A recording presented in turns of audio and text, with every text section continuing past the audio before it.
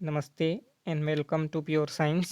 जैसा कि आप जानते हैं, इस सीरीज़ में हम लोग क्वेश्चन सॉल्व कर रहे हैं व्यापम द्वारा लिए गए एग्ज़ाम लेक्चरर एग्ज़ाम 2019 के फिजिक्स के क्वेश्चन पेपर को।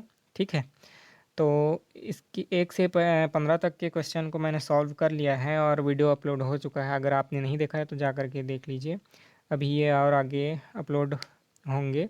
ठीक है, अभी सभी क्वेश्चन को सॉल्व करेंगे।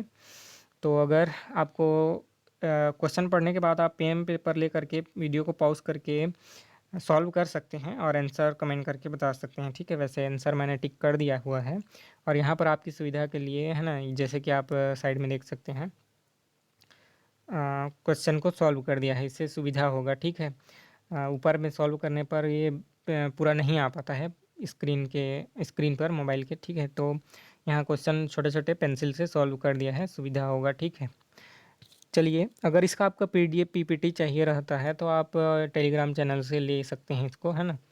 इसका लिंक नीचे डिस्क्रिप्शन में मिल जाएगा टेलीग्राम चैनल का। फेसबुक पर भी लाइक कर लीजिएगा। तो चलिए देखते हैं। Neon 22 nucleus after absorbing energy decays into two alpha particle and unknown nucleus. The unknown nucleus is, यहाँ ऑप्शन दिया हुआ है कि अननोन न्यूक्लियस क्या है, ज्ञात करना है। ऊर्जा अवशोषित करके एक नियॉन 22 नाभिक जो है विघटित होता है और 2 अल्फा पार्टिकल और एक अज्ञात नाभिक बनाता है। तो वह अज्ञात नाभिक क्या है ये आपको बताना है। ठीक है, तो इसको कैसे सॉल्व करेंगे। जैसे नियॉन दिया हुआ है, ठीक है, नियॉन 22 होता है उसका एटॉमिक मास। ये बनता है 2 अल्फा पार्टिकल मतलब हीलियम का नाभिक, है ना, और एक कोई अज्ञात है, एक्स मान लेते हैं। तो यहाँ पर आप देख सकते हैं 22 है ना एटॉमिक मास है, और ये 4 है हीलियम का, लेकिन 2 हीलियम बनते हैं तो 4 दूने 8 हो गया। ठीक है, तो कितना हुआ, 14 हुआ। ठीक है, तो कार्बन का ये 14 है ना। आप जानते हैं कार्बन के 2 आइसोटोप होते हैं, कार्बन 12 कार्बन 14। तो ये आंसर आ गया कार्बन 14, यानी जो बनेगा है ना न्यूक्लियस वो होगा कार्बन। तो ऑप्शन बी सही है। चलिए देखते हैं अगला क्वेश्चन। ये है the maximum amplitude of an amplitude modulated wave is 25 volt and the minimum amplitude is 5 volt. Then the amplitude index then modulation index is. किसी आयाम मॉड्यूलित तरंग की अधिकतम आयाम 25 वोल्ट है और न्यूनतम आयाम 5 वोल्ट है, तो मॉड्यूलेशन गुणांक क्या होगा ये बताना है। ठीक है, तो देखिए इसका फॉर्मूला इस प्रकार से होता है। Modulation index M I is equal to A max. ठीक है, A max minus A min. ठीक है, एम एन कर देते हैं अपॉन ए मैक्स। ठीक है, प्लस ए मीन। ठीक है, ये क्या है, एम एक्स है ना मैक्सिमम एम्पलीट्यूड है और एम एन जो है मिनिमम एम्पलीट्यूड है। तो मैक्सिमम माइनस मिनिमम, ठीक है, अपॉन करके मैक्सिमम प्लस मिनिमम किया जाता है। फिर जो भी आया आपको उसको रखते जाइए फॉर्मूला में और हो गया, आंसर मिल जाएगा। ठीक है, तो देखते हैं मैक्सिमम कितना है, 25 माइनस 5 अपॉन 25 प्लस 5 हो गया। ठीक है, तो ये हो गया 20 अब, और ये हो गया 30, यानी 2/3। ठीक है, सही उत्तर है 2/3। यहाँ ऑप्शन डी देख लीजिए, सही उत्तर है 2/3। ठीक है, तो चलिए देखते हैं अगला क्वेश्चन। ठीक है, the given figure shows the waveform of two inputs A and B and that for the output Y of a logic circuit.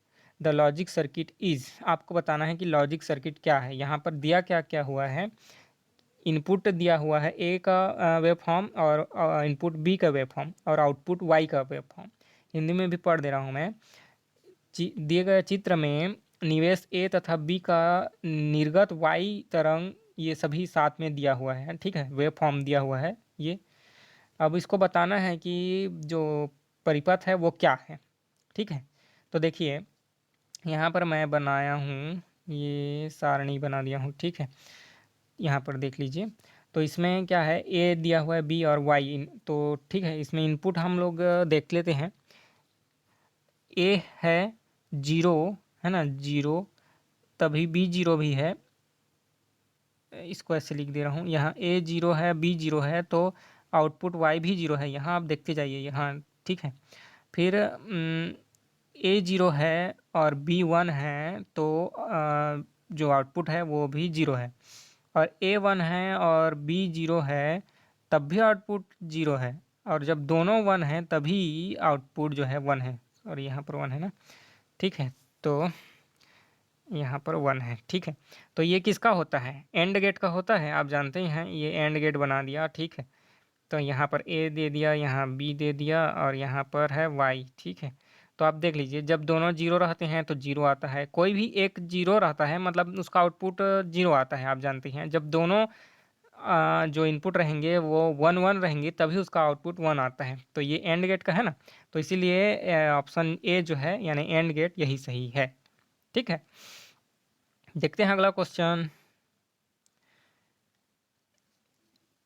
In the following transistor which one has higher frequency. निम्न संक्रमणों की सर्वाधिक आवृत्ति किसकी है। Transistor नहीं है, transition है, सॉरी मैंने गलती से बोल दिया था। इन द फॉलोइंग ट्रांजिशंस, है ना, किसकी फ्रीक्वेंसी ज़्यादा होगी। ऑप्शन इस प्रकार से हैं, ए जो है 3 to, फिर बी दिया हुआ है 4 से 3, फिर सी दिया हुआ है 4 से 2, फिर डी दिया हुआ है 3 से 1। तो ये 3 से 1 वाले की फ्रिक्वेंसी जो है आवृत्ति ज़्यादा होगी, ठीक है। तो इसको ध्यान रखिएगा, 3 से 1 में जो ट्रांजिशन होगा उसमें फ्रिक्वेंसी सबसे अधिक होगी, क्योंकि एक जो है ग्राउंड स्टेट है, या फिर है ना ग्राउंड स्टेट मान लीजिए उसको, और 3 जो है ऊपर का एक्साइटेड स्टेट है। तो ग्राउंड स्टेट से एक्साइटेड स्टेट का जो डिस्टेंस है ज़्यादा होता है, ठीक है। फिर उधर जैसे जैसे एक्साइटेड स्टेट में ऐसे बढ़ते जाते हैं ना ये, तो ये जो डिस्टेंस है दोनों के बीच का ये कम होता जाता है, लेकिन ग्राउंड का ऐसे ज़्यादा डिस्टेंस रहता है, ठीक है। तो इसीलिए फ्रिक्वेंसी ज़्यादा होगा, ज़्यादा एनर्जी मतलब ज़्यादा फ्रिक्वेंसी, ठीक है। अगला देखें क्वेश्चन, तो ये है, hydrogen atom from excited state comes to the ground state, है ना, एक्साइटेड स्टेट से ग्राउंड स्टेट में आता है, by emitting a photon of wavelength lambda. If R is Rydberg constant, the principal quantum number n of excited state is. Principal quantum number n का value हमको निकालना है। हाइड्रोजन परमाणु lambda तरंगदैर्ध्य का फोटॉन उत्सर्जित करके उत्तेजित अवस्था से मूल अवस्था में आता है। यदि रिडबर्ग कांस्टेंट यानी रिडबर्ग नियतांक आर हो, तो उत्तेजित अवस्था की मुख्य क्वांटम संख्या एन का वैल्यू कितना होगा, ये हमको निकालना है।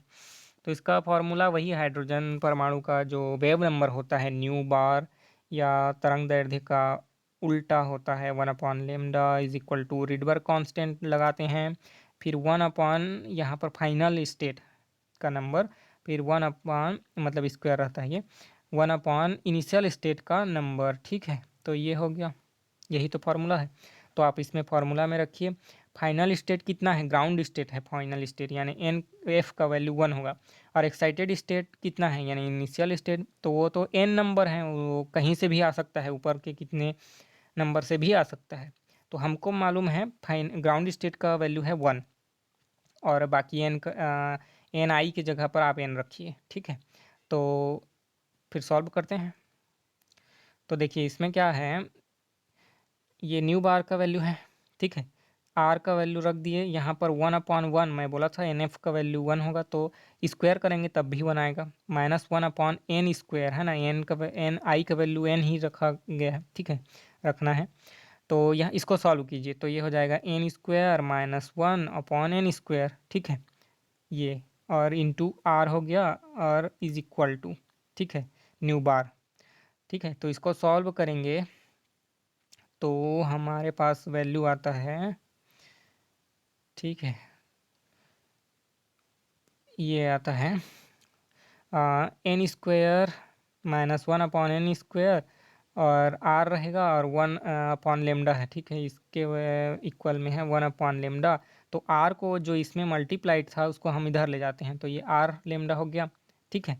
अब इसको सॉल्व करेंगे तो ये एन स्क्वायर जो है ना, इसको यहाँ ले जाते हैं ऊपर में एन स्क्वायर, तो ये हो गया n square minus 1 is equal to n square upon 1 sorry lambda into R, इतना हो गया वैल्यू। अब इसको इधर लेके जाइए 1 को राइट हैंड साइड में और इस जो वैल्यू है इसको लेफ्ट हैंड साइड में और सॉल्व कर लीजिए। तो सॉल्व करने के बाद आपका आंसर आएगा, ये यहाँ पर दिया हुआ है देखिए, एन का वैल्यू आएगा रूट ओवर, यहाँ रूट ओवर है ना, r λ अपॉन r λ माइनस 1, ये सही उत्तर है। तो यहाँ पर ऑप्शन ए में दिया हुआ है root over r λ upon r λ minus 1, यही है सही उत्तर, ठीक है। तो इस वीडियो में इतना ही, अगले वीडियो में हम लोग और अगले क्वेश्चनों को सॉल्व करेंगे, ठीक है, प्रैक्टिस करेंगे। आपको कैसा लगा आप कमेंट करके बता सकते हैं, कोई क्वेश्चन पूछना हो या सजेशन देना हो तो कमेंट करके बता सकते हैं, ठीक है। आगे वीडियो ऐसे ही आते रहेंगे। इसका PDF PPT चाहिए तो आप टेलीग्राम से ले सकते हैं, टेलीग्राम चैनल को ज्वाइन कर लीजिए, ठीक है। फेसबुक में देख रहे हैं तो फेसबुक पेज को लाइक कर लीजिए, यहाँ वहाँ भी वीडियो ये अपलोड होता है, ठीक है। तो मिलते हैं अगले वीडियो में, तब तक के लिए नमस्ते, धन्यवाद, थैंक यू।